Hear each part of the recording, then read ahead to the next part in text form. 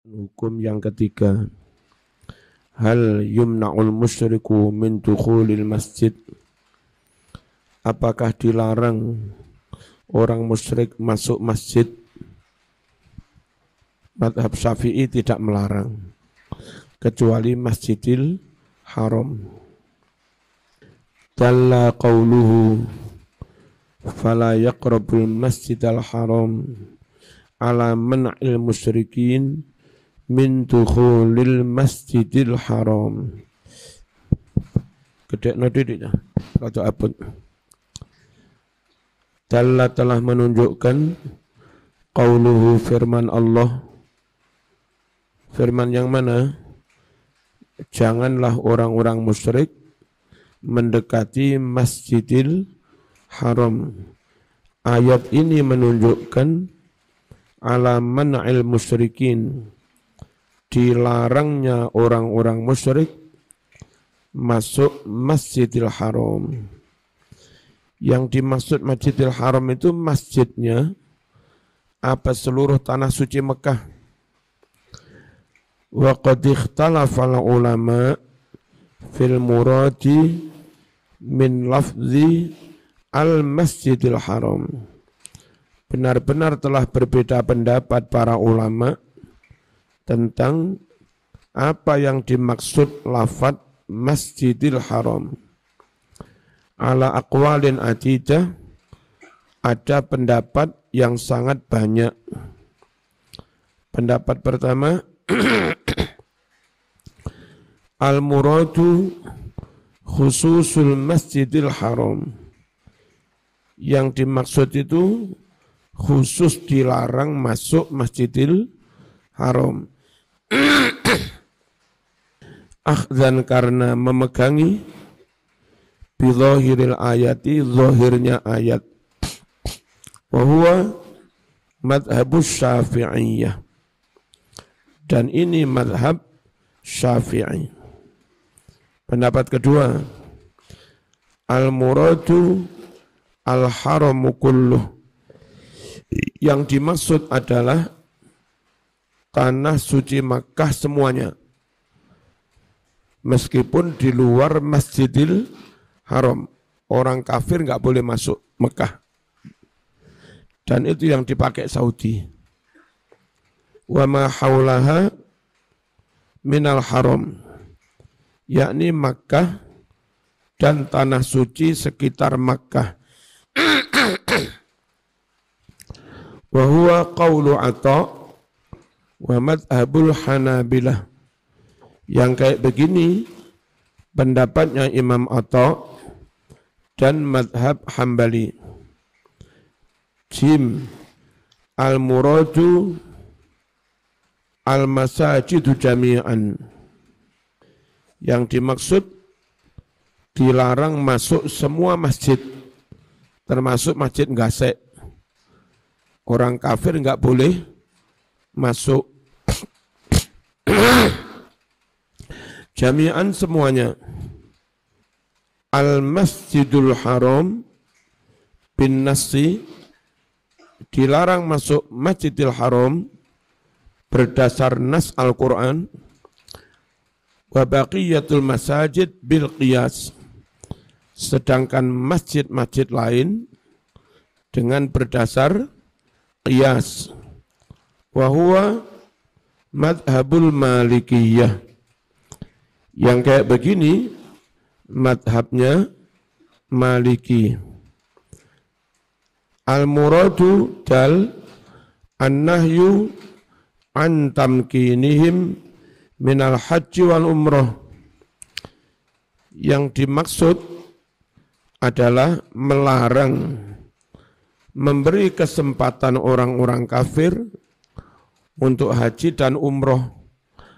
Jadi kalau masuk Masjidil Haram untuk memperbaiki sound, lampu, kelistrikan, konstruksi, boleh non-muslim.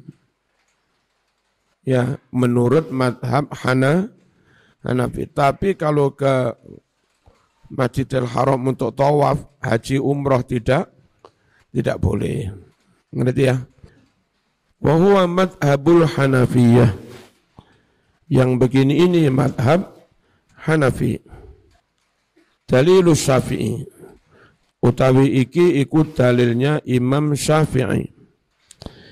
Ihtajja Syafi'i rahimahullah bidhahiril ayah fala yaqrabul masjidal haram. Imam Syafi'i berhujjah dengan zahirnya ayat, yang mana ayat itu berbunyi jangan orang-orang musyrik mendekati Masjidil Haram. Berarti selain Masjidil Haram boleh. Itu madhab Syafi'i. Faqala Imam Syafi'i dawuh al-ayatu khassatun fil Masjidil Haram ammatun fil kuffar. Ayat ini khusus tentang Masjidil Haram dan bersifat umum bagi semua orang kafir, apapun agamanya, pokok non-muslim. Fa'abaha tukhula ghairil muslimin sa'iral masajid. Maka Imam Syafi'i membolehkan masuknya para non-muslim ke masjid-masjid yang lain. Wa mana'a jami'al kuffar min dukhulil masjidil haram. Dan Imam Syafi'i mencegah, menghalangi semua orang kafir, Kristen, Yahudi, penyembah berhala, semua orang kafir dilarang masuk Masjidil Haram. Ini siapa ini? Madhab Syafi'i. Dalilu Ahmad. Wastadalla al-imamu Ahmad rahimahullah bi anna lafdhal Masjidil Haram qad yutlaqu wa yuradu bihi al-haramu kulluh. Imam Ahmad berdalil bahwasanya lafaz Masjidil Haram itu terkadang diucapkan, dilafadzkan, sedang yang dimaksud itu semua tanah suci, bukan hanya masjid. Kama fi qawlihi ta'ala, seperti dalam firman Allah Ta'ala, humul ladzina kafaru wasaddukum anil masjidil haram. Mereka itu orang-orang kafir dan mereka telah menghalangi kamu, hai Muhammad, masuk Masjidil Haram. Dengarkan. Kenyataannya ketika rombongan Nabi dari Madinah masih nyampe sekitar Hudaybiyah, itu oleh orang kafir dicegah, nggak boleh masuk Mekah. Nah, orang kafir menghalangi rombongan Nabi masuk Mekah, dicegat di Hudaybiyah. Quran membahasakannya, mereka menghalangi kamu masuk Masjidil Haram. Padahal yang dihalangi orang kafir bukan hanya masuk Masjidil Haram, sejak menjelang perbatasan sudah dihalangi. Berarti yang dimaksud istilah Masjidil Haram itu ya seluruh tanah Makkah, menurut ini ya.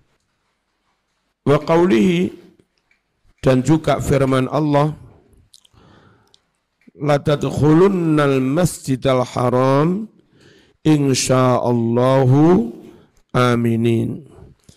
Hai Muhammad, benar-benar kamu nanti akan berhasil masuk Masjidil Haram dalam keadaan aman insya Allah.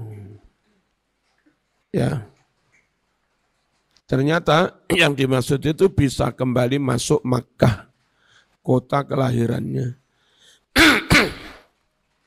Waqad kana saddu an dukhuli Makkah.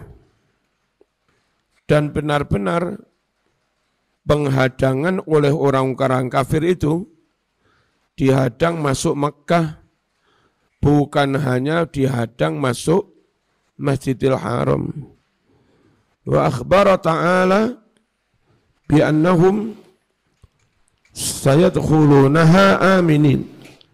Dan Allah Ta'ala mengkhabarkan bahwa Nabi dan para sahabat akan berhasil masuk Makkah, bukan hanya masuk Masjidil Haram, dalam keadaan aman. Dalilu Malik, wastadalla Malik rahimahullah bi anna al-illata wa hiya an-najasah mawjudatun fil musyrikin. Imam Malik berdalil bahwa illat alasan dilarangnya orang kafir itu karena najis. Selagi orang kafir najis nggak boleh masuk masjid. Mau Masjidil Haram, mau Masjid Ngasek ya nggak boleh lawong najis. Tapi Imam Syafi'i bilang, oh, itu bukan najis dohir. Itu najis akidah, najis kepercayaannya ya.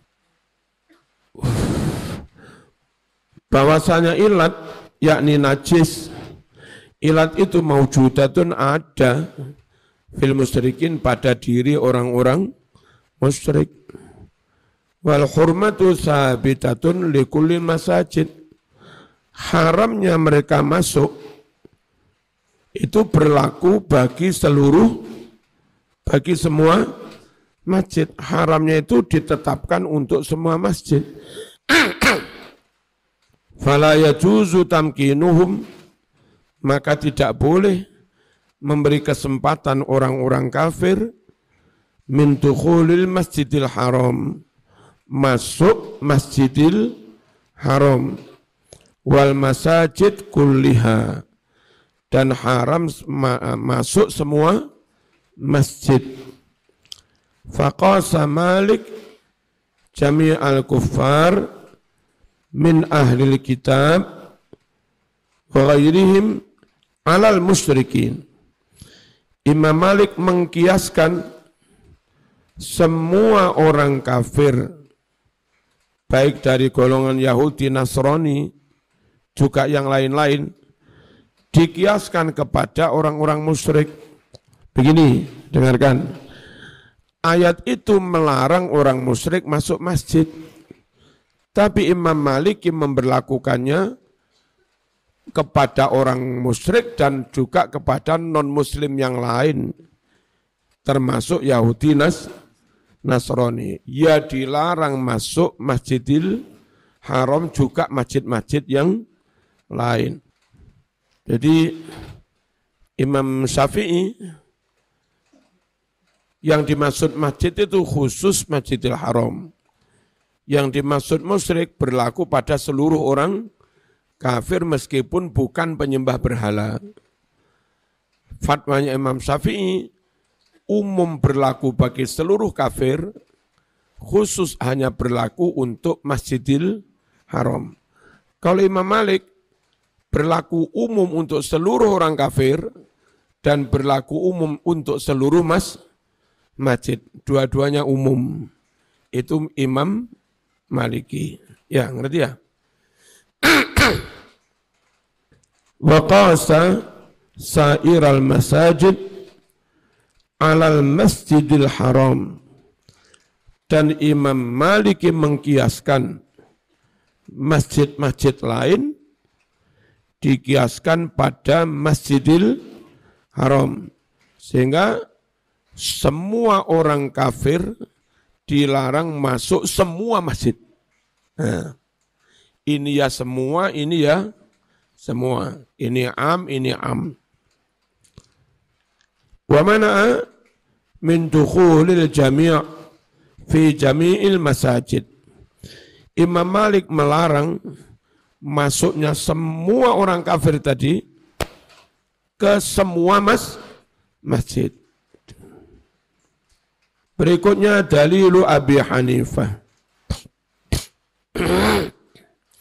Yang dimaksud Abu Hanifah itu gimana? Orang kok dilarang masuk sembarang masuk. Yang dilarang itu kalau ke Mekah akan haji, akan Umroh itu saja yang dilarang. Kalau supir tronton non muslim masuk Mekah ngantar semen yang enggak dilarang itu Hanafi. Dokter kerajaan, dokter istana, ahli saraf, ahli nopo-nopo mengamankan keluarga raja.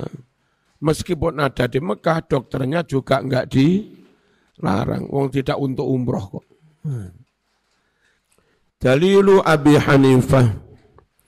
Wastadalla Abu Hanifah rahimahullah ala annal murada an-nahyu an tamkinihim minal haji wal umrah. Abu Hanifah berdalil bahwa yang dimaksud itu melarang orang kafir, melarang mereka diberi kesempatan haji dan umroh. Bimayali dengan dalil-dalil berikut ini. Pertama, lafad ba'da amihim hadza. Coba perhatikan. Jangan mereka masuk Masjidil Haram setelah tahun ini. Tahun ini mereka memang masih ada di Mekah, orang-orang kafir. Tapi awas mulai tahun depan, enggak boleh. Yang tahunan itu apa? Haji. Berarti yang dimaksud tahun depan mereka enggak boleh haji. Paham ya? Fa inna taqyidan nahyi bidzalik, sungguh membatasi larangan dengan kalimat ba'da amihim hadza, setelah tahun ini. Kalimat setelah tahun ini ya dulu menunjukkan ala ikhtisasil manhiyyi anhu biwaqtin min awqatil am, menunjukkan dikhususkannya barang yang dilarang tadi, yakni masuk, khusus pada salah satu waktu saja dari waktu-waktu dalam satu tahun, enggak sepanjang tahun dilarang. Maksudnya la yahujju wa la ya'tamiru ba'da hadzal am. Orang-orang kafir enggak boleh haji, enggak boleh umroh setelah tahun ini, mulai tahun depan enggak boleh. Kemudian yang kedua, qaulu Ali ibn Abi Thalib karramallahu wajhah hina arsalahu Rasulullah sallallahu alaihi wasallam yunadi bi surat Bara'ah. Ucapan Sayyidina Ali ketika Rasulullah sallallahu alaihi wasallam mengutusnya untuk woro-woro menyeru tentang turunnya surat Taubat yang menyatakan mulai saat ini perjanjian damai bubar, hudnah bubar, udah enggak ada kewajiban melindungi menjaga nyawa orang kafir. Bara'atu minallah wa rasulil ladzina ahadu minal musyrikin. Allah menyatakan bara'ah sudah. Apa? Lepas tangan, cuci tangan, mate sakarmu rep sakarmu ka urus. Nah, itu Ali disuruh mengumumkan woro-woro itu, disuruh nge-share, disuruh ngunggah. Wa alla yahujja ba'da hadzal am musyrik, kata Ali, dan tidak boleh haji setelah tahun ini musyrikun, orang musyrik. Itu yang dimaksudnya. Alisan yang ketiga, wa in khiftum ailatan, gimana ini kalau orang musyrik enggak boleh masuk? Kan enggak ada barang masuk ke Mekah. Gimana kalau kamu takut melarat, gimana? Fa inna khasyatal faqri innama takunu bisababi inqita'i tilkal mawasim. Sungguh kekhawatiran fakir innama hanyalah takunu, kekhawatiran itu ada disebabkan terhentinya musim-musim haji.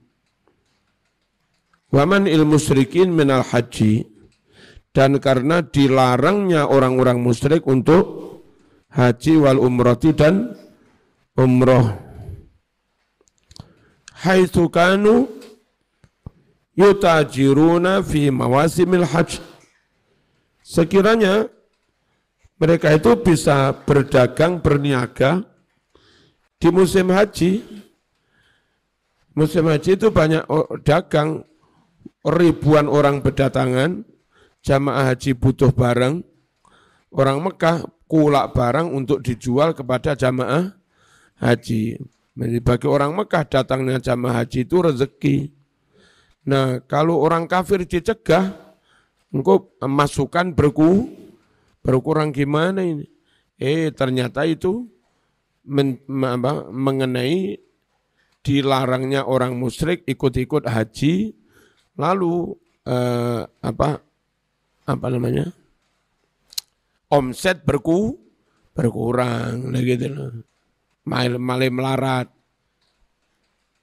Fa inna dzalika yadurru bimasalihihim al-maliyah. Sungguh yang demikian itu membahayakan, mengancam kepentingan mereka yang bersifat material, merugikan mereka. Fa akhbarahum bi anna Allah yughnihim min fadlih. Lalu Allah mengkhabarkan pada mereka bahwa Allah tetap membuat mereka berkecukupan, orang usah khawatir. Min fadlih, dari anugerahnya Allah sendiri, tidak harus dari orang kafir. Rabi'an, ijma'ul muslimin ala wujubi man'il musyrikin minal haji wal wukuf bi Arafah. Ijma'nya seluruh umat Islam, sepakatnya seluruh umat Islam atas keharusan melarang orang-orang musyrik berhaji, wukuf di Arafah, bermalam di Muzdalifah, wasairi a'malil haji, dan dilarang melakukan semua manasik haji. Wa illam takun hadil af'al fil masjidil haram, meskipun semua aktivitas ini tidak di Masjidil Haram, tetap dilarang. Berarti yang dimaksud bukan hanya masjidnya. Yang dimaksud itu dilarang melakukan manasik, termasuk ketika manasik itu di Arafah, Muzdalifah, Mina. Itu madhab Maliki. Qala sahibul kasyaf, qala wasdawu sahibul kasyaf, pengarang kitab Al-Kasyaf. Inna makna qawlihi ta'ala fala yaqrabul masjidal haram, sungguh yang dimaksud firman Allah, janganlah orang-orang musyrik masuk Masjidil Haram. Yang dimaksud itu la yahujju wa la ya'tamiru, jangan orang-orang musyrik itu haji, jangan pula umroh. Kecuali umroh neng Jember boleh ya. Kayak Ka'bah neng Jember kono ya. Biyen iku ono tahun piro aliran opo hajine neng Jember. Jemberi luar biasa kreatif. Wa yadullu alaihi qaulu Ali, dan hal yang demikian ditunjukkan oleh ucapan Sayyidina Ali. Mana? Wa alla yahujja ba'da amina hadza musyrik, jangan berhaji lagi setelah tahun ini musyrikun, orang musyrik. Fala yumna'una min dukhulil haram wal masjidil haram, kalau sekedar masuk saja, tidak untuk haji umroh, tidak untuk sholat, Orang-orang kafir tidak dilarang masuk tanah suci haram Mekah, tidak dilarang masuk Masjidil Haram, juga tidak dilarang masuk masjid-masjid yang lain menurut Imam Abu Hanifah, kecuali kalau masuk untuk sholat kayak durung Islam, haji umroh kayak durung Islam enggak boleh. Al-hukmur rabi' ma hiyal jizyah wa ma huwa miqdaruha wa mimman tu'khadh. Apa yang dimaksud upeti jizyah? Orang non-muslim nunut hidup di negara Islam dan berkeluarga negaraan di negara Islam boleh. Jadi PNS di sektor tertentu juga boleh, bikin rumah juga boleh, tapi bayar setahun sekali. Pajak per kepala, nunut urip bayar. Ma yadfa'uhu ahlul kitab lil muslimin. Jizyah adalah sejumlah uang yang dibayarkan oleh ahlul kitab kepada umat Islam lewat pemerintah. Liqa'a himayatihim wa nusratihim, sebagai imbalan kompensasi perlindungan terhadap mereka dan memberi bantuan pertolongan kepada mereka. Sehingga kalau umat Islam sekolah dapat subsidi SPP, non-muslim yang sudah mau membayar jizyah juga nanti anaknya bisa dapat subsidi. Ya enggak rugi juga ya. Summiyat jizyatan li'annaha minal jaza. Upeti ini dinamakan jizyah karena berasal dari lafaz jaza, balasan, imbalan, kompensasi. Jaza al-kufri wa adamid dukhul fil Islam, sebagai balasan sanksi atas kufurnya dan tidak mau masuk Islam. Au jaza al-himayati wattifa'i anhum, atau sebagai imbalan perlindungan, protek terhadap mereka, wattifa', dan sama membela mereka, dibela dan dilindungi, tetapi bayar. Kalau umat Islam nggak usah bayar, tapi kena zakat, ya, mirip-mirip ya. Pada majrah, apa itu? Hah? Pada majrah, podo bayar. Bahasa Inggrisnya pada majrah. Wa qad ikhtalafa al-fuqaha fil ladzina tu'khadhu minhumul jizyah. Benar-benar berselisih pendapat para fuqaha tentang orang-orang yang dikenakan jizyah atas mereka. Siapa yang dikenai jizyah ini? Fal masyhuru an Ahmad annaha la tuqbalu illa minal yahud wan nasara wal majus. Pendapat yang masyhur dari Imam Ahmad bahwa jizyah tidak diterima kecuali dari non-muslim yang Yahudi, Nasrani, Majusi. Wabihi qala Syafi'i, ini pula yang difatwakan oleh Imam Syafi'i. Wa qala al-Auza'i, tu'khadhu min kulli musyrikin 'abidi wathan aw narin aw jahidin mukadzib. Imam Auza'i dawuh, jizyah diambil dari setiap orang musyrik, penyembah berhala atau penyembah api, atau orang yang mengingkari agama Islam, ateis, enggak beragama tapi mengingkari agama Islam, namanya tetap kafir, kena jizyah. Mukadzib, mendustakan agama. Wa qala Abu Hanifah wa Malik, al-jizyah tu'khadhu minal kull illa min abidil awthan minal Arab faqat. Jizyah dikenakan terhadap semuanya, semua non-muslim, kecuali para penyembah berhala dari orang-orang Badui.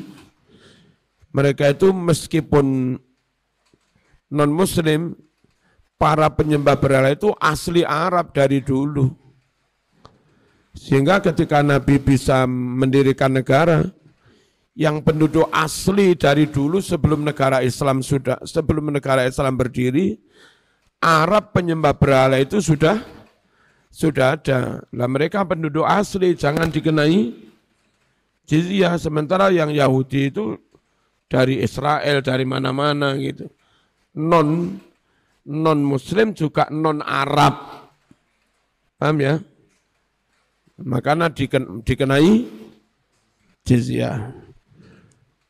Fa ammal ladzina tu'khadhu minhumul jizyah fahumur rijal al-balighun. Adapun orang-orang yang dari mereka dikenakan jizyah, yaitu hanya kaum laki-laki yang sudah balik, wis nyambut gawe. Fa amma zamna, adapun orang-orang yang lumpuh, berarti nggak bisa kerja, wal umyu, orang-orang yang buta, wasyuyukh, orang-orang tua, al-musinnun, yang telah berumur lanjut, jangan dibaca al-masnun. Kalau al-masnun sakit gigi. Ya, fi'il madinya asanna, yusinnu, isim fa'ilnya musinnun. Sinnun itu umur, asanna telah berumur lanjut, musinnun. Orang-orang lumpuh, orang-orang buta, orang-orang tua yang sudah lanjut, wan nisa, kaum perempuan, wasibyan, anak-anak, waruhban, para pendeta Kristen, pendeta Katolik, pendeta Hindu, biksu yang memang tidak kerja, hanya merawat tempat ibadah, enggak kemana-mana.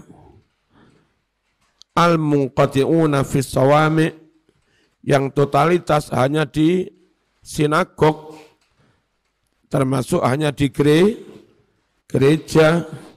Fala tu'khadhu, maka tidak dikenakan al-jizyatu jizyah minhum, dari mereka. Melihat amat sangat manusiawi dan berkeadilan. Islam kena zakat, mereka kena jizyah. Itu pun ternyata hanya yang akil balik, laki-laki yang sudah kerja. Kalau belum kerja, termasuk lumpuh itu belum enggak kerja. Malah orang sehat yang kena PHK itu melebihi orang lumpuh. Orang sakit lumpuh itu enggak kerja tapi makan sedikit. Kalau orang sehat enggak kerja, wis enggak kerja mangan akeh. Ya. Wa amma miqdaruha fa'alal musir samaniyatun wa arba'una dirhaman. Adapun ukuran jizyah, maka bagi orang yang kaya 48 dirham. 200 dirham itu satu nisab. Satu nisab kalau sekarang ya sekitar 100 juta. 200 dirham itu 100 juta. 50 dirham 25 juta. Ini 48 dirham. Berarti 25 juta kurang dikit, sekitar 24 juta. Segitu bayarnya setiap tahun. Wa alal mutawassit, itu enteng bagi para pengusaha bayar segitu ya. Ya. Arba'atun wa isruna dirham. Bagi orang yang sedang 24 dirham. Berarti sekitar 12 juta. Dosen-dosen PNS kena 12 juta. Wa alal faqir al-qadir alal amal, dan atas orang fakir yang bekerja, bukan pengangguran ya, yang bekerja 12 dirham. Berarti sekitar 6 juta. Fisana dalam setahun. Wa huwa qaulu Abi Hanifah wa Ahmad rahimahumallah. Jambiro.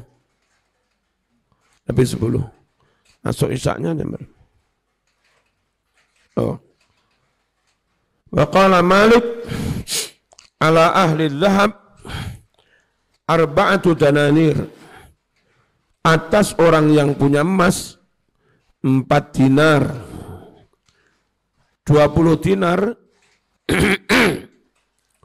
itu satu nisab, sekitar 100 juta. Ini apa? 4 dinar. Ya kisaran 20 juta sekian. Hampir-hampir sama. Wa ala ahlil fiddah, dan bagi orang yang punya perak, arba'una dirhaman, 40 dirham. Wasawa'un, sama saja, fidzalikan tentang jumlah jizyah, al-ghani wal faqir, kaya maupun miskin. Wa qala Syafi'i ala kulli ra'sin dinar. Imam Syafi'i dawuh per kepala 1 dinar.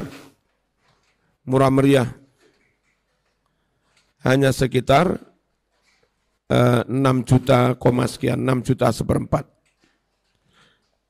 per kepala. Sawa'un fihil ghani wal fakir. Sama saja di sana itu yang kaya maupun yang miskin. At-tarjih. Aqul ma ruwiya an Malik rahimahullah huwa ma faradahu Umar. Apa yang diriwayatkan dari Imam Malik tadi? Apa Imam Malik? Yang punya emas 4 dinar, yang punya dirham 40 dirham. Itulah yang diwajibkan oleh Sayyidina Umar, ditetapkan oleh Sayyidina Umar. Wa qad ruwiyat an Umar dharaib mukhtalifah. Dan telah diriwayatkan dari Umar berbagai macam pajak. Akhadha kullu mujtahidin bima balahu.